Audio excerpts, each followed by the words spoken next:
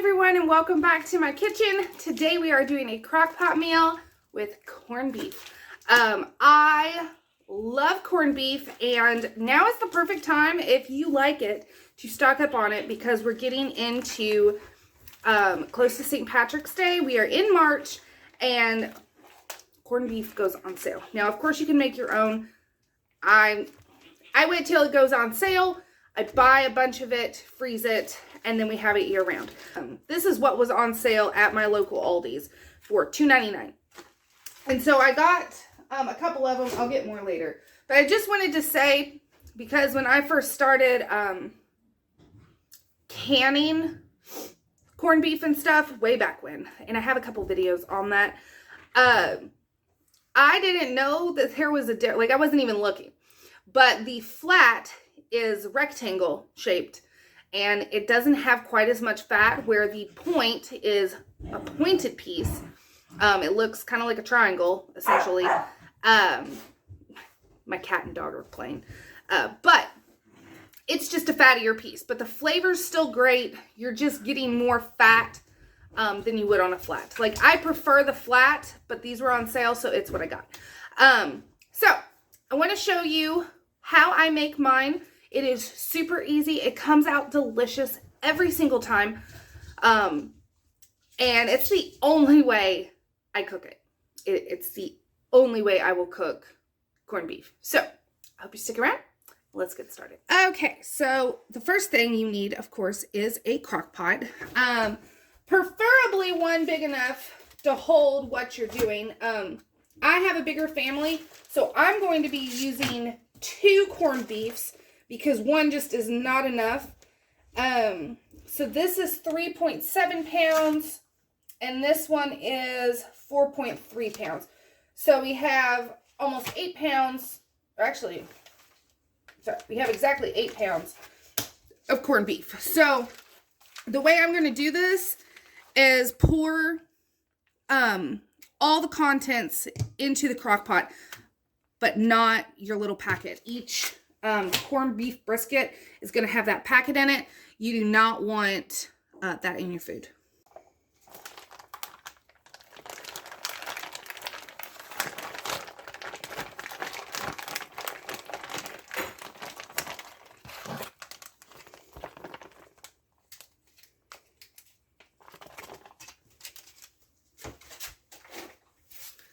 Okay, so you can see it's full.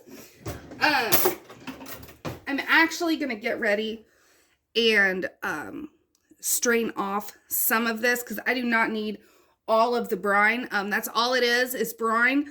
And if I'm doing just one, I will leave all the brine in. But since we're kind of cramped for space, and it's going to create its own liquid anyway, I'm going to get rid of some of the brine.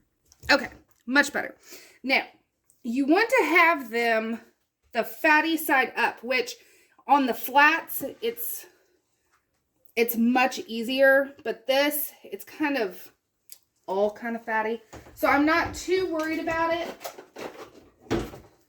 with these cuts. But the first thing I want to do is throw in a couple bay leaves. These are really tiny, so I'm going to just throw in all 4. Get them in there. And then I have some coarse cracked pepper. And we're going to put this on both of them.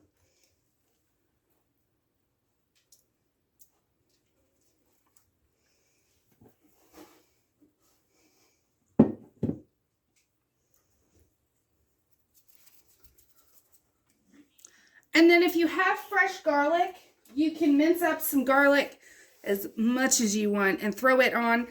I don't have any fresh, so I'm going to be using just garlic powder, which works just fine.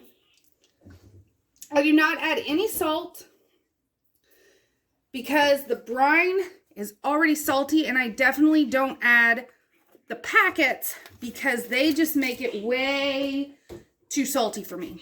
It's going to be so good just like this. You really don't need, I'm going to add some more pepper, but you really don't need the packets at all. I've tried a couple different ways to use the packet, And I just do not like it at all. But pepper and garlic and some bay leaves. So now, that's it. Put the lid on, put it on low, and we're just going to let this slow cook all day long. It's going to go for about 9 to 10 hours. And then I will show you how I serve this up, because I do mine a little different, well, kind of a lot different than what you would normally think you would do with corned beef. So stay tuned. Okay, so it is actually the next day. This went into the fridge, and all I am doing right now is I just tore off a big chunk, and I'm just kind of getting rid of some of the extra fat. And then we're going to chop it. Whenever I make corned beef, it is always for either hash. Well, hash is leftovers, so hash is next day. But the day of, it always is sandwiches. That is just how we love to eat it. We love to make Reuben's my way, which you'll get to see. It's not the normal way to make them, but I promise you, it is absolutely delicious. You will, well, I mean, you may want to make them other way, but we never want to make them another way, except for the way that I make them. It's so good. But this went for 10 hours on low, and then it actually, I put it to the keep warm setting, and it actually went for another couple hours. So this is so tender.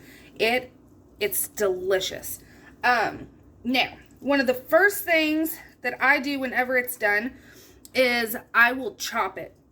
Like, you can shred it, but you'll get these really long pieces, and it just makes, it'd be fine if you were eating it by itself, but a sandwich, I like to chop it up. And then it's already ready for hash the next day, any leftovers. Another thing I forgot to mention in the beginning, and that is, because I know I'll get comments on it, you don't have to use the brine. Some people will discard the brine where we kept some of it. We didn't keep all of it. You remember we strained some of it out, but because it was a lot. They won't use the brine, but then they will also rinse the piece of meat before cooking it, and then just add broth or water to the crock pot and then cook it that way. You can do that. I find that it does not have as much flavor. It's just kind of bland at that point. Like, they'll say it's not bland, but to me, it's pretty darn bland. Same with, that's why whenever I can corned beef, I raw pack it, because the par cooked, it's just not the same. It just tastes just a little bland.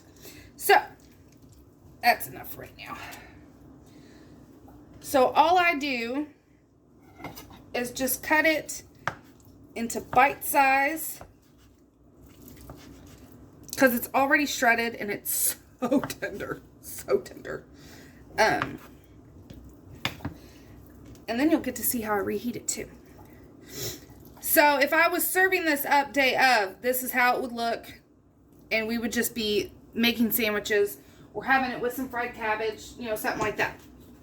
For reheating purposes, because nothing is worse than a dry piece of meat. We will throw some butter down in our pan and cook it up that way, and it will be even better day 2. But first, I'm going to toast my bread and butter, because that's crucial. Okay, so let's make the Reubens my way. The first is, of course, rye bread, and you need to butter and toast both sides. I perfected my grilled sandwiches, grilled cheeses a long time ago, and that is a must. Both sides. So then, we're going to plop down some butter.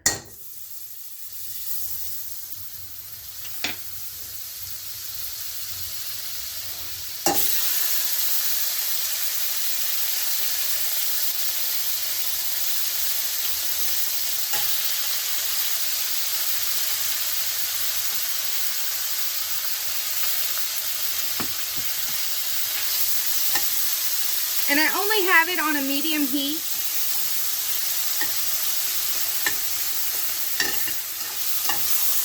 But I just coat everything in the butter and then just let it heat up. We're not trying to crisp it up or anything like that. I mean, you can. That's delicious too. But we're just heating it up. It is already perfect. And while it's heating, get yourself some cheese. I like Swiss or provolone whenever I am doing the Reuben. But you can use whatever kind you like. And I go ahead and set it on the toasted bread so it can start melting a little bit.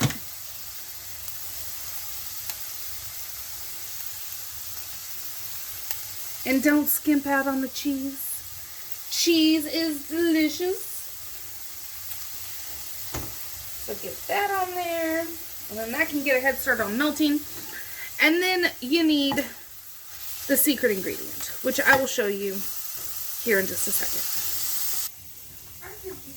Okay, so there's our bread with our cheese.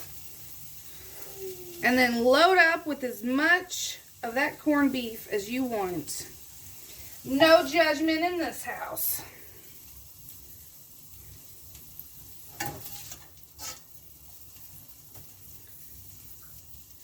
And get it all around so that it finishes melting that delicious cheese. My husband uses American. That's what he likes. I kind of judge him for that, but whatever. I like the Swiss. Okay, now, my secret ingredient, slaw. Not sauerkraut, slaw. So I do not have the recipe on my channel, but if you would like the recipe, I'll be more than happy to make it for you. But it is the tricolor slaw mix, or you could, of course, make your own. So it has green, purple slaw, and then carrots. And then I do a mayonnaise-based dressing. So it is vinegar, mayonnaise, and sugar is all that's in it. And it is so good. And the slight bit of sweetness that comes from the slaw, just, it complements the corned beef so much. It's insane. Now this is a little purple tinted because this is leftovers, so it won't be purple tinted if you make it fresh. But here it is. Is that not the most delicious looking sandwich you have ever seen in your entire life? I know. So, I hope you enjoyed this video. I hope you try it out for yourself.